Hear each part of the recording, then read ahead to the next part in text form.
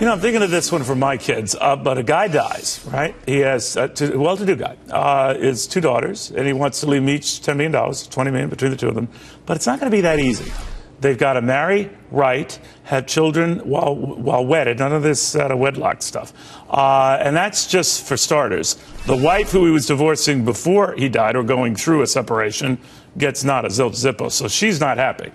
But I'm just telling you, this is getting a great deal of attention because these are the stipulations of which these young ladies are going to get this money. I think they're, what are they, guys? I have Dagen with me and Connell. They're 21 and 17. Yes, and right. They get it. They each get $10 million at the age of 35. So they don't have to put up with no this strings nonsense. Attached. But if you want it sooner, when it actually will be fun to spend it. I mean, by the time you're 35, I mean, you might as well just... Excuse me? All right, go ahead. So you get, they will get chunks of it before 35 if they follow some rules laid out by their now deceased But are the rules legal, Connell? I guess anyone can. They're just life works. That's how life works on incentives economically. So this guy's a piece of work, this big real estate guy that put this together. It's all over the New York Post this morning. Yeah, $500 grand each if they get married, right? Well, yes. If and they can't marry characters like, let's say, from ISIS. Exactly. They have to be right. And then, well, I don't know. It depends what they would sign. The husband has to sign something that he won't touch the money.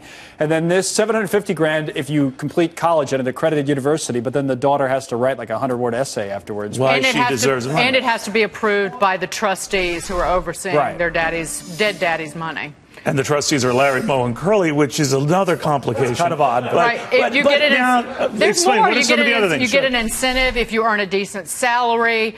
If the daughters have kids and don't work outside of the house, they get 3% of the value of their trust every January 1. You see that on the screen, though, 3 times your salary. 3 times your salary if you get is the bonus. But what if you exhaust your money by then? You can have a kid and you'll get 3% of the trust fund, but the kid can't be had you can't have it out of wedlock. Right. Yeah, there must be a certain limit. Is that your point on the money? Where, in other words, if you earn $5 million a year, they're going to pay. Well, what if you do everything right? Is there any chance you get the $10 million like within a couple of years?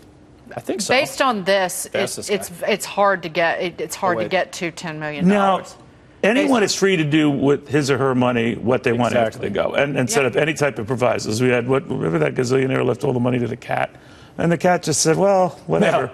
But I mean, anyone's free to do that. So why is the wife arguing now? They were in the process of getting divorced, and she was left out of the will. Left but now her she nothing, wants right? in. Left her nothing. Right. Now she wants in. Here's the point: you're trying to control your family after you're gone. Yes. After you're dead and cold and in the ground. If you raised them right, they would do right with your money. Well, if you had been a good parent, right? No, it's not a problem in my house because my kids spend the money now, so that they don't have to spend it. No, what I try to tell my kids is your mother and I are spending all your inheritance now. Exactly right. There's nothing left for you. Yeah. And it builds character, I think. Yeah, my parents, I'm like, where'd this wing on the house come from?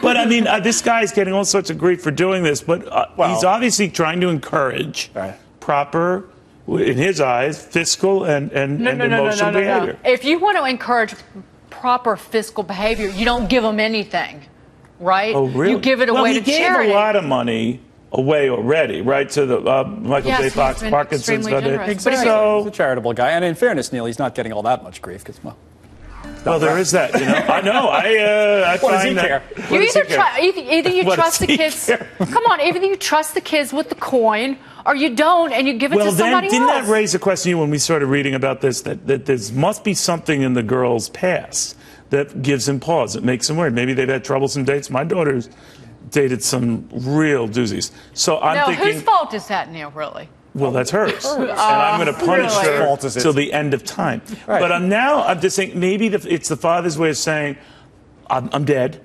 Just to your point, I can't control this, but I can incentivize you to make the right decisions. Is there anything wrong with that? No. He's basically trying to make their lives miserable. He's trying to lord his wealth over them, even in death. Yeah, he's a control freak, but it's really, really funny story. Would you do this with your kids? Like I said, they spend it. They spend it all now. Or you just waste it at a Taylor Swift concert and call it a day. I love Taylor Swift. You got to come around. We're going to get you to come around on that. You could hire Taylor Swift to play at every birthday party between now now and the age of 18. I don't know if I want to go to one of his little birthday parties. But you're right. All right. So we'll see how this works out. The mother is apparently opposing this. So let's have Dagen follow it. Yeah, let's have Dagen follow it. Just so I can shake my finger at them and scold them. Yeah, exactly. Now.